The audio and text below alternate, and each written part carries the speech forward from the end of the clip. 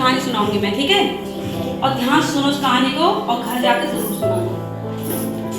एक समय की बात है, एक लड़का होता है, उसकी नौकरी लग जाती है। क्या लग जाती है? नौकरी। और उसकी नौकरी लगती है तो उसको अच्छे अच्छे पैसे आने लगते हैं, है ना? पहले तो अपने पापा से पैसे मांगता था, फिर उसकी अपनी कमाई होने लग जाती है। तो वो कहता है अभी मेरी बाइक तो पुरानी हो गई है, मैं नई बाइक खरीद लेता हूँ। और तुम लोगों की भी नई नौकरी लगेगी तो कुछ नया खरीदोगे ना?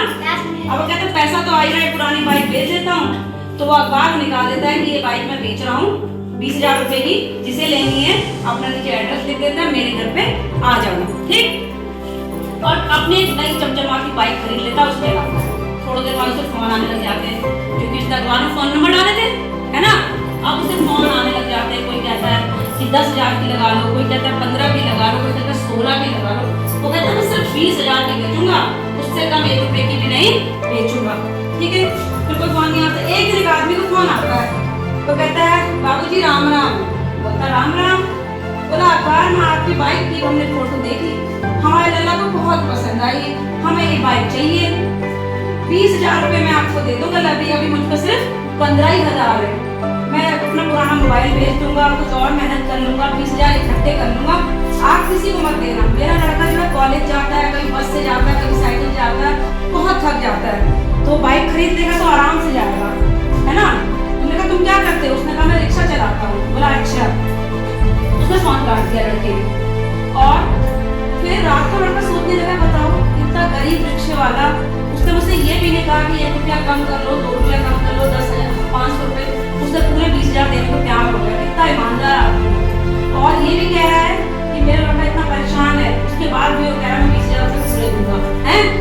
तो उसने सुबह उठा और लड़का नहाया धोया, जिस नंबर पे फोन आया था दोबारा उस नंबर को मिलाया, उससे बोला हाँ भैया तुम कहाँ रहते हो? बोला हम यहाँ रहते हैं झोपड़ी में, इधर गाँव के पास। बोला ठीक है, तुम पे कितना पैसा है? बोला 15,000 रुपए है। बाबूजी अभी 4-5 दिन का और समय दे दो, पैसे इकट्ठे कर लेंगे, बाइक किसी को मत देना, हमें बहुत जरूरत है, मेरे बेटे को बहुत जरूरत है। बोला अच्छा। बोला तुम आज ही आ जाओ जितने पैसे हैं। और उसने अपना पता उसे लिखवा दिया। अब वो दोनों बाप बेटे रिक्शे में आ गए, उसके जहाँ पता लिखा था। बाइक देखी तो उसका लड़का बड़ा खुश हुआ, बोला बाबूजी मुझे यही बाइक लेनी है बाबूजी, अब मैं जाया करूँगा कॉलेज। बड़ा खुश था वो लड़का। उसने बोला वो आए दोनों अंदर, वो लड़का बाहर निकला, बोला आप ही हैं वो जो बाइक लेनी है? बोला हाँ हम ही हैं जिन्हें बाइक लेनी है। बोला लेकिन हम पे 5,000 रुपये भी है नहीं, इसलिए हमने आपसे कहा था। उसने बोला कोई बात नहीं, आप पे जितने पैसे मुझे दे दो। तो उसने 15,000 रुपये गिने और उस लड़के को दे दिए जिसकी नौकरी लग गई थी, है ना? और तो उसके पापा, लड़के के पापा बोले तुम तो बेटा 20,000 की बेच रहे हो, 15 की क्यों बेच रहे हो? उसने बोला कोई बात नहीं दादी, इन्हें लगता है बहुत जरूरत है। तो उसने कहा ठीक है 15,000 की तुम बाइक ले जाओ और बाकी पैसे तुम्हें देने की जरूरत नहीं है, ठीक? और जब वो बाप बेटे बहुत खुश हुए, लड़के ने बाइक स्टार्ट करी, दोनों चाबियां उस लड़के को दी। लड़का इतना खुश हुआ, बहुत खुश हुआ। और जो रिक्शा वाला था उसने से खूब दुआएं दी, भगवान तुम्हारा भला करे, तुम्हारे बच्चे जिए, तुम्हें और बड़ी नौकरी मिले, खूब दुआएं दी। तो जब दोनों जाने लगे तो उस लड़के ने कहा रुको। उसने कहा जाने क्या हो गया? तो दोनों बाप बेटे मुड़े। बोला क्या हुआ बाबूजी? बोला 500 रुपये रो, घर जाते हो मिठाई ले जाना। क्या ले जाना? मिठाई ले जाना। बोला अच्छा बाबूजी, और दोनों हाथ जोड़ते हुए चले गए। तो उस दिन उस लड़के ने कहा देखो, तो उसके पापा ने कहा देखो तुमने कितना अच्छा काम किया, एक गरीब की मदद करी, 20,000 की बाइक 15,000 में बेच दी और मिठाई के लिए पैसे दे दिए। उसने अपने बड़े लड़के की पीठ थपथपाई, बोला बेटा बहुत बढ़िया है, बहुत अच्छा काम किया, पैसे कम मिले लेकिन तुमने गरीब की दुआ ले ली, क्योंकि जहाँ पर दवा असर नहीं करती वहां पर क्या असर करती है? दुआ असर करती है। तो इसलिए कई बार हमें पैसे का लालच नहीं देख के दूसरों की मदद करनी चाहिए, है ना?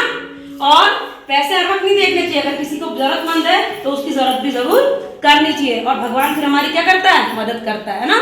अगर हमारे कारण कोई हंसता है तो भगवान हमारे से कितना खुश होता है, और हमारे कारण कोई रोता है तो भगवान हमसे बहुत नाराज होता है। तो बेटा कभी भी ऐसा काम मत करो जिससे तुमसे कोई दुखी हो, है ना? तुम्हें बद्दुआ दे या तुम्हें कुछ और गलत कहे। हमेशा ऐसे काम करने की कोशिश करो कि तुम्हें दुआ मिले, आशीर्वाद मिले, है ना? तो ये कहानी से यही समझ आया? तो तुम लोग अब ऐसे करोगे, गरीबों की मदद करोगे, करोगे ना? कहानी अच्छी लगी?